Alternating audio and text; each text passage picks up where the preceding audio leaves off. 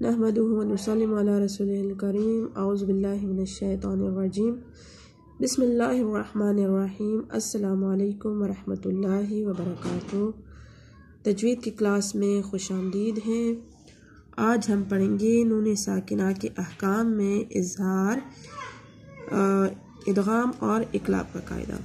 اظہار کا قاعدہ ہم نے کل کی ویڈیو میں واضح کیا تھا کہ اظہار کہاں پہ اور کیسے کیا جاتا ہے۔ آج ہم ادغام اور اقلاب کا قاعدہ واضح کریں گے۔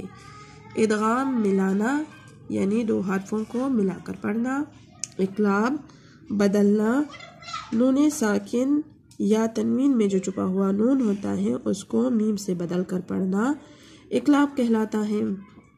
آج ہم ان دو قواعد کو پڑھیں گے کہ ہم نے کس طریقے سے اور کہاں اور کیسے اس قواعد کو ادا کرنا ہے قرآن کریم میں۔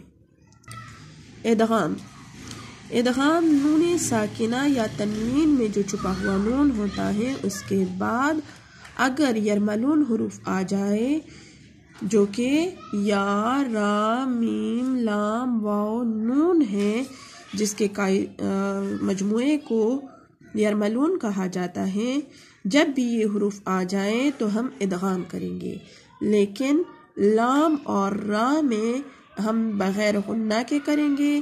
باقی چار حروف ینمو میں ہم غنہ کے ساتھ ادغام کریں گے۔ ادغام کے معنی ہوتے ہیں یعنی دو حروف کو ایک کر کے پڑھنا، اس پر شد آ جاتی ہے اور ایک کر کے پڑھا جاتا ہے۔ یہاں پہ ہمارے پاس یمنو حروف کی مثالیں ہیں کہ جب بھی یمنو حروف کے بعد نون ساکن آ جائے یا تنوین آ جائے تو ہم ادغام کریں گے غنہ کے ساتھ، یعنی نون کو اس یمنو حروف میں ادغام کریں گے، ملا کر پڑھیں گے اور آواز تھوڑی سی ناک کے اندر جائے گی اور گنگنی آواز کے ساتھ ادائیگی ہوگی، جیسے من یقولو، من یقولو۔ یہ نون ساکن جو ظاہر میں ہے اس کی مثالیں ہیں یا کی، نون کی، میم کی، واو کی۔ من نبی، من ماء، من وال، من وال۔ اب یہ جو ہے تنوین جب آ جائے تو کیسے کریں گے؟ خیر یرا، شیء نقرہ، رسول من اللہ، الہ واحد۔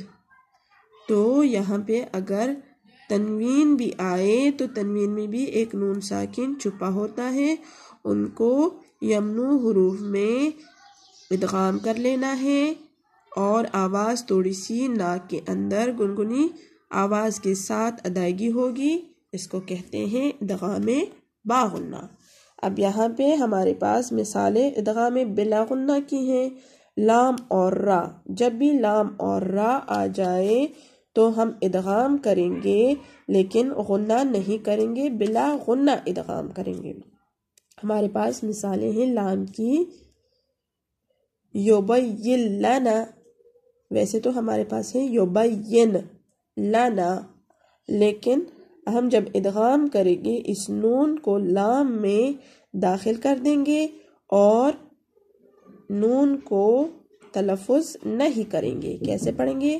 یبین لنا، اشہد ان لا الہ الا اللہ، اشہد ان لا الہ الا اللہ۔ تو یہاں پہ دیکھیں اشہد ان، اشہد ان، اشہد ان ہے لیکن ہم یہ نون نہیں پڑھیں گے، اشہد اشہد اللہ، اشہد اللہ۔ تو ہم یہ نون جو ہے اس کو ادغام کر لیتے ہیں، اس کی تلفظ نہیں ہوتے اور لام کے اوپر شد آ جاتا ہے، جیسے یہاں پہ دیا گیا ہے کہ اشہد اللہ، ایسے ہم پڑھیں گے۔ اور یہاں پہ بھی آپ دیکھیں کہ یا کو نون لام کے ساتھ ملا کر یبین لنا، ٹھیک ہے، تو ہم یہاں پہ نون کو ادغام کر لیتے ہیں اور غنہ کے بغیر ہی پڑھیں گے۔ را کی مثال میں ہمارے پاس من ربک، یہاں پہ من ربک ہے، لیکن ہم کیا پڑھیں گے؟ من ربک. اور یہ ہے عشت الراضیہ، عشت راضیہ، لیکن ہم پڑھیں گے عشت الراضیہ. اس میں جو چھپا ہوا نون ہے اس کو تلفظ نہیں کریں گے. یہاں پہ نوٹ ہے کہ قرآن کریم میں 7 جگہوں پر ہم قاعدہ جاری نہیں کریں گے. اگر ہمارے پاس نون ساکن بظاہر آ بھی جائے تو ہم اس کے بعد یرملون حروف میں سے کوئی بھی حرف آئے تو ہم قاعدہ جاری نہیں کریں گے، یعنی ادغام نہیں کریں گے. جیسے سنوان، قنوان، بنیان، دنیا، یاسین والقرآن الحکیم، نون والقلم، من راق. تو یہ 7 جگہیں ایسی ہیں جو کہ استثناءات میں آتی ہیں، یعنی یہاں پہ ہم قاعدہ جاری نہیں کریں گے. قرآن کریم میں ان جگہوں پہ قاعدہ جاری نہیں کیا گیا ہے. اس میں ہم نون کے تلفظ کریں گے، یعنی نون کو ادغام نہیں کریں گے. حالانکہ ان میں حروف یرملون میں سے حروف نون کے بعد آئے ہوئے ہیں، لیکن ہم یہاں پہ قاعدہ جاری نہیں کریں گے. اس کے بعد ہے ہمارے پاس اقلاب یعنی بدلنا. نون ساکن یا تنوین میں جو چھپا ہوا نون ہوتا ہے، تنوین کے بعد اگر ہمارے پاس با آ جائے تو ہم نون ساکن اور تنوین کو میم سے بدل کر غنہ کے ساتھ پڑھتے ہیں، اور علامت کے طور پر چھوٹی سی میم بھی لکھی جاتی ہے. جیسے من بعد ہیں، لیکن اگر ہم دیکھیں کہ نون ساکن کے بعد با آیا ہوا ہے تو ہم یہاں پہ قاعدہ اقلاب کریں گے، من بعد. یہاں پہ مثالیں ہیں اقلاب کی مثالیں بھی ہمارے پاس بہت اچھی سی آئی ہوئی ہیں، نون ساکن کی اور تنوین کی. جب بھی با آ جائے نون ساکن کے بعد تو ہم کیسے پڑھیں گے؟ من بعد، من بخیل، انبئونی بذنبہم. یہ تھے نون ساکن جب ظاہر آ جائے اور اس کے بعد با آ جائے تو ہم میم پر بدلیں گے، اقلاب کریں گے. یہ دیکھیں چھوٹا سا میم بھی علامت کے طور پر لکھا ہوا ہے. اب یہاں پہ ہے اگر تنوین آ جائے تو تنوین میں بھی ایک نون ساکن چھپا ہوتا ہے، اس وجہ سے ہم یہاں پہ بھی جو نون کے تلفظ ہو رہے ہیں اس کو میم پر بدلتے ہیں. کرامن بررا، یہاں پہ ہے کرامن بررا، لیکن ہم کیا پڑھیں گے؟